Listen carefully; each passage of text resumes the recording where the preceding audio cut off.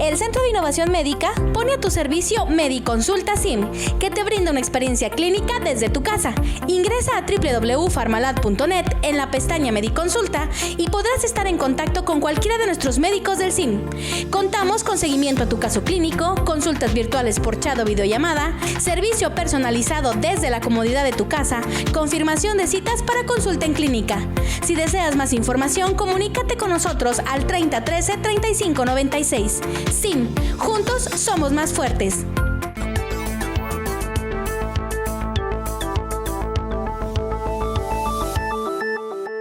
Sea bienvenido a un programa más de los investigadores médicos. Todos en algún momento de nuestra vida hemos sentido dolor y por eso decidimos hacer este programa enfocado a este tema. Tenemos a muchos expertos en la materia, así que quédese con nosotros porque vamos a resolver muchas dudas. El programa está muy interesante. Bienvenidos. Hoy en Los Investigadores Médicos hablamos sobre el dolor y sus diferentes componentes.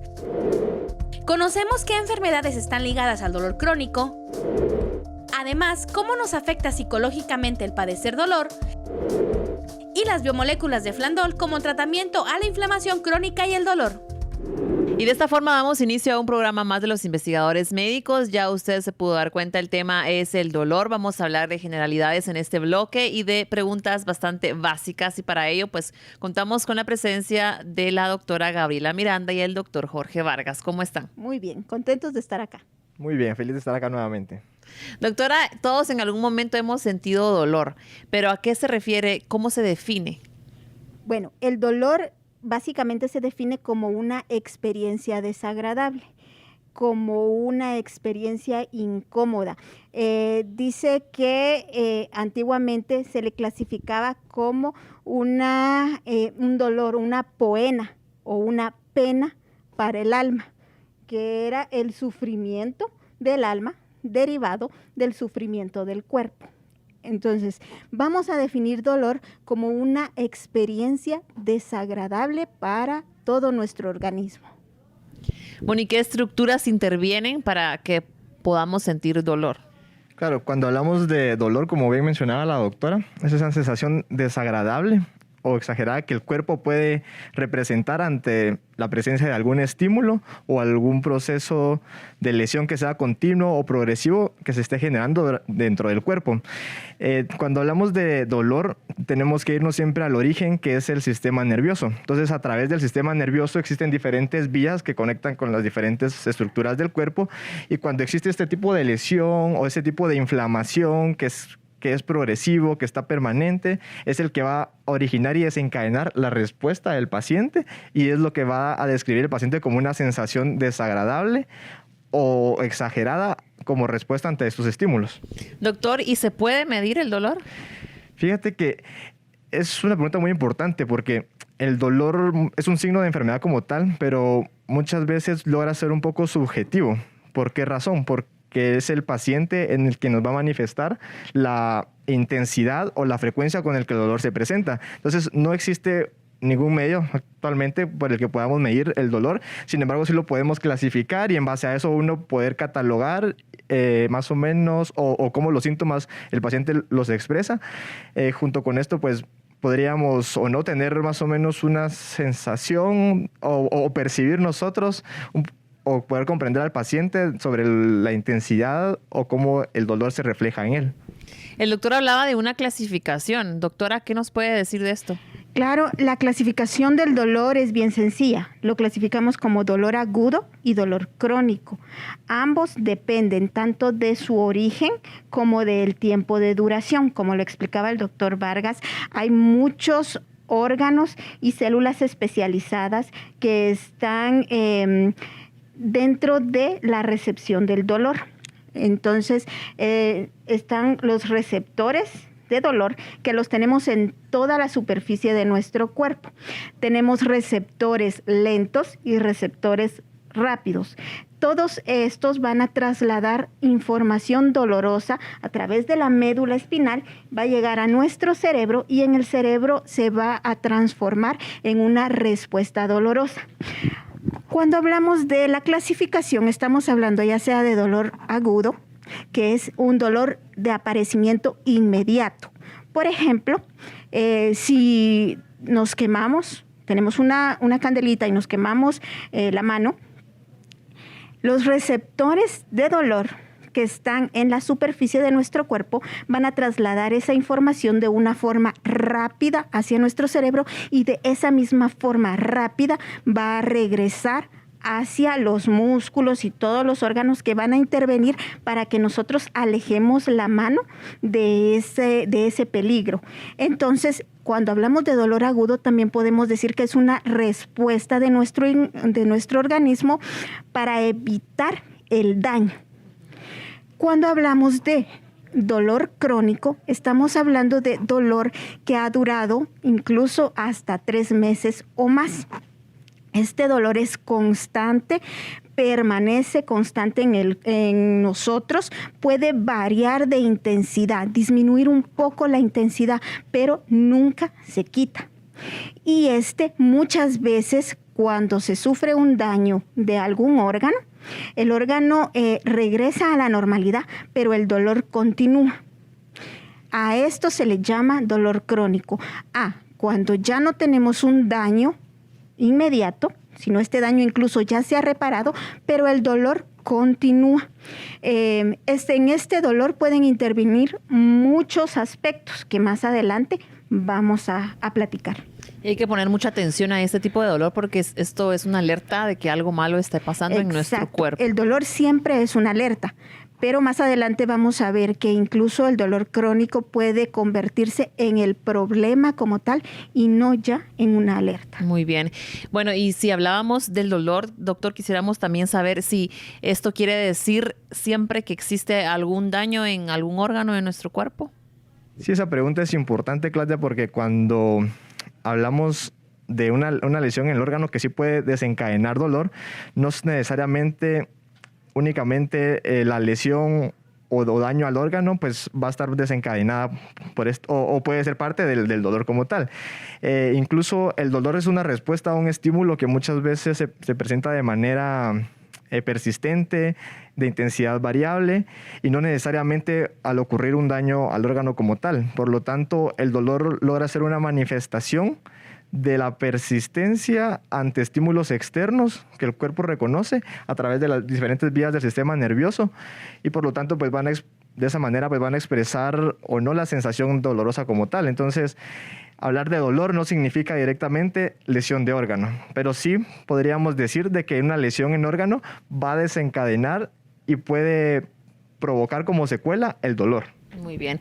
¿Y cuándo entonces, usted mencionaba algo muy importante, doctora, cuándo el dolor pasa de ser una señal o una alerta, como usted explicaba con lo de la veladora, a convertirse en un problema? Claro que sí. ¿Cuándo va a ser esto? Cuando el dolor va a tardar o va a durar más de 3 meses, incluso puede llegar una persona a vivir con dolor hasta 6 meses antes de empezar a ver qué hace, a consultar. Este es ya el problema como tal de esta persona. La persona está consultando por este dolor prolongado. Como lo explicaba el doctor Vargas, puede haber o no daño en un órgano. Normalmente, cuando el dolor es crónico, el daño en el órgano ya se ha reparado, pero quedan las secuelas, queda daño incluso a otros órganos o tenemos un factor psicológico muy importante que interviene en la sensación del dolor. Como lo explicaba el doctor Vargas hace un instante, el dolor no se puede medir, es básicamente la percepción que nos va a referir el paciente. Entonces, realmente no podemos como clínicos saber qué tanto es el dolor, pero cuando vemos que un paciente ha tardado más de 3 meses con esta sensación, tenemos que empezar a buscar otros factores que influyan en el desarrollo del dolor en este paciente, como factores psicológicos, factores sociales, factores alimenticios incluso, factores de estrés. Muchos de estos factores pueden influir en la percepción del dolor del paciente. Y lo más importante también es que las personas no se acostumbren al dolor, ¿verdad? Porque hay quienes pues ya tienen la costumbre de que les duele algo y no acuden al médico porque para ellos ya es como algo normal, ¿verdad? Eso me gusta recalcarle a nuestros pacientes. No nos podemos acostumbrar al dolor. No es justo para nuestro cuerpo, no es justo para nuestra familia que nos acostumbremos al dolor. No tenemos por qué sufrir dolor. Tenemos que buscar ayuda y remediar este proceso, ya sea tanto dolor psicológico como dolor físico. Entre estos, pues podemos hablar de las fibromialgias, ¿verdad? Que tienen componentes psicológicos también, y que muchas veces el paciente se acostumbra a tener dolor y no es justo ni para él ni para la familia. No tenemos que acostumbrarnos al dolor. Y no dejar para después lo que se podría solucionar en ese momento. Así que lo más importante es que usted acuda con los especialistas cuando sienta dolor, y justamente de eso se trata el programa. Vamos a continuar hablando. Tip de salud. El dolor físico en toda la extensión de la palabra es inevitable. Desde un pequeño dolor de cabeza, el dolor de muela, hasta un parto, forma parte de nuestra cotidianidad.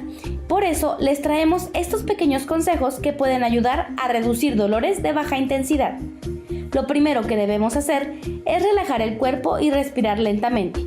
Es probable que si el dolor es intenso, estés respirando rápida y superficialmente.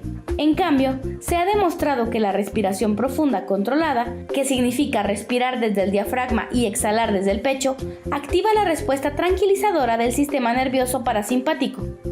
Acuéstate en una habitación tranquila, apaga las distracciones y reduce los factores exteriores que podrían estimularte en exceso. Trata de enfocarte únicamente en inhalar y exhalar. Si puedes darte cuenta de que controlas tu cuerpo y te haces cargo de tu propia respiración, serás más capaz de evitar que el dolor te controle. Una vez que respires profundo, la relajación muscular vendrá naturalmente. Otra manera es la relajación progresiva. Se ha demostrado que es una forma eficaz de relajar los músculos que no requieren estímulos externos. Empieza con los dedos de los pies, luego avanza a través de los músculos del resto del cuerpo hasta que llegues al rostro. Para cada músculo, primero contrae el músculo lentamente, luego relájalo y espera hasta que se suelte por completo antes de seguir avanzando. Una más es confrontar tu dolor. Algunas investigaciones sugieren que, en vez de pensar en otras emociones, debes concentrarte en separarte del dolor. Prueba la disociación. Se trata de imaginar que la parte dolorosa del cuerpo está separada del resto, bien lejos de la mente. Visualiza tu dolor como una masa amorfa gigante, un ruido alto o una luz brillante. El truco es imaginar que reduces gradualmente la naturaleza irritante del símbolo.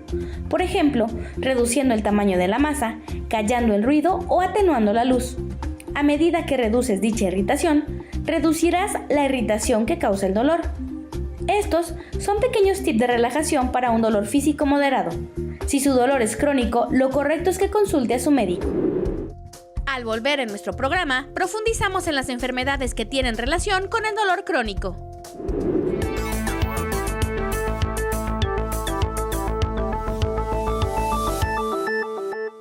Lo más importante es su salud. Por eso, ante cualquier cambio, síntoma, dolor o manifestación, recuerde consultar a su médico. El tratamiento adecuado puede salvar su vida. La prevención hace la diferencia. Corporación Farmalat es uno de los laboratorios más sólidos a nivel nacional y Centroamérica, proponiendo una variedad de productos innovadores en la industria farmacéutica mundial a través de la línea Innoviofarma. Su alto compromiso con la salud de los guatemaltecos y del público en general lo hacen acreedores a la certificación del informe 32 de la Organización Mundial de la Salud y cuenta con la certificación ISO 9001-2015 que garantiza las buenas prácticas de manufactura. En Farmalat, nuestro mayor recurso es nuestra gente, que comprometidos con nuestra filosofía, hacen de Farmalat un laboratorio con liderazgo de calidad. En el año 1992, un grupo de guatemaltecos tuvieron la visión de formar un laboratorio diferente, que trabaje por el bienestar integral de sus clientes, que busque la solución definitiva a las enfermedades que aquejan a la sociedad. Con perseverancia, dedicación y con las metas bien definidas, en el 2020 Farmalat cumple 28 años de servicio a la población. Hoy aprovechamos para agradecer a nuestros clientes, a nuestros socios comerciales, a nuestros colaboradores, a nuestra directiva, pero principalmente a ti que con nuestros productos te has vuelto parte de la familia Farmalat. Gracias, Guatemala. Laboratorios Farmalat, 28 años al servicio de los guatemaltecos.